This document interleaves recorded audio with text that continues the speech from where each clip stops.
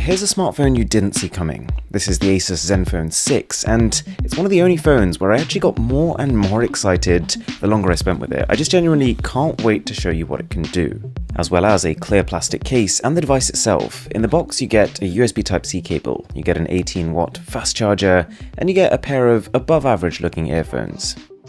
And here is the device itself, a phone that manages to tick pretty much all the pillars of a good 2019 flagship, but at the same time comes with two standout features that are far more than just gimmicks. My first impression was positive. I don't think it's going to win any beauty awards with its squarish aesthetic, but the phone is encased in glass and definitely feels every bit as nice as the devices it's up against. So one thing I'm thankful for is that as well as doing a couple of crazy things which I'll come to, Asus has made sure they ticked the key boxes. It's using the Snapdragon 855 chip and up to 8 gigs of RAM, so it's up there with the most powerful phones in the world right now. You only have to look at Antutu for affirmation. It's about 30,000 points ahead of my Exynos-based Galaxy S10, and just behind the OnePlus 7 Pro. Oh yeah, and this phone is way cheaper, but I'll come to this as well. You've got that headphone jack, you've got stereo speakers on the bottom and the front, and it actually comes with a triple slot tray, so you can load 2 SIM cards at the same time as a micro SD card. Okay, so 2 features. This phone has 2 flagship features that I'd say are compelling enough reasons to want one. The first being this camera module. It flips around, but unlike other implementations that can switch between the front and the back, it's a motorized system designed to give you complete control over the angle, and this leads to some really cool outcomes. Motion tracking lets you pick an object, and the camera starts to follow that object to keep it in the center of the frame. It works like magic. You've never seen anything like it on a phone. On top of that, panorama shots get a bit of a facelift. Say you find a really tall building or an object, one tap on this button and the phone will automatically start panning upwards to capture the whole thing. Oh yeah, and the flip side of this is that you can do the same in landscape mode. The resulting resolution of these shots, 13,440 by 2048. Quite impressive. You can also use the volume keys to adjust the camera angle manually, but I do wish that the module had a constant acceleration. The actual motion is a little juddery, so that kind of restricts what you can do with it. More importantly though, this is thankfully not just a funky looking camera setup, it's actually a really capable one too. The main camera is 48 megapixels, based on the same IMX586 sensor as the OnePlus 7 Pro. You get really powerful high dynamic range and a great looking night mode, which actually takes 16 raw photos and meshes them together. I did a couple of side-by-sides with the OnePlus 7 Pro, and well, let me know what you think.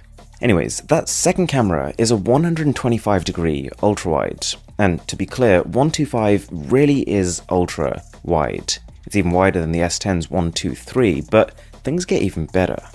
The additional benefit of having this motorized setup is that anything you've got on the rear camera, you can also have on the front, with a couple of exceptions. So that means you get the ability to take mega wide selfies, you get a laser focus system, which many phones' rear cameras don't have, and you can record 4K video at 60 FPS on the front. The quality blew me away. To give you an idea of the quality, this clip right here is being filmed on the phone's front camera in 4K resolution. Oh yeah, and you saw how stable that footage was, right? That's pure electronic stabilization. This phone doesn't have OIS at all, and yet it somehow pulls it off. Also, I'm not exactly sure how useful this is, but because you can stop this camera module at any angle, you can also use this phone's camera as a periscope. You could technically peer around corners, or even be looking down and seeing on your phone screen what's actually in front of you. You do miss out on a telephoto lens, but Asus have said that they'll be adding a 2x lossless zoom via a software update, but we will have to wait and see on that one. You also get this smart key at the top of the phone, which on one hand is a bit of a stretch to reach, but at the same time it's a completely configurable button. You don't see that very often. I've currently set mine to open the camera with 1 tap, but then with 2 taps I've made it open the camera and flip it around. The second headline feature this phone comes with is a 5000 mAh battery. So for some perspective, that's over 10% larger than the behemoth cell on the Galaxy S10 5G, which by the way also has a much larger display. And this is the kind of capacity where it's not a question of whether you're going to get through a day, but whether or not you can get through 2. It can reverse charge other phones with 10 watts of power, and it itself charges with 18 watts. Mind you, that's not super fast considering we've had phones like the OnePlus 7 Pro just launched with 30-watt charging, but there is a reason.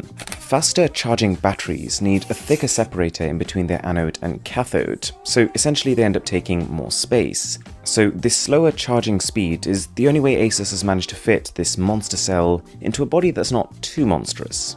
The phone also has a 6.4-inch display that fills pretty much the whole front of the phone. It's a Full HD Plus LCD though, which didn't exactly have me jumping up and down in excitement. But it is better than the specs suggest, just not as bright as some of its OLED counterparts. Zen UI 6, the software on the phone, was also a nice surprise. It's much closer to a pure Google aesthetic, and it shows a company that's really listening to what people want. It's based on Android 9, and whilst it's not functionally too different from past versions, you do get some reachability features as well as a dark mode. I like that there's a built-in screen recorder, as well as an outdoor mode, which lets your speaker rack up another 20% volume at the cost of a bit of distortion. Asus is also promising an Android 10 update in the second half of the year.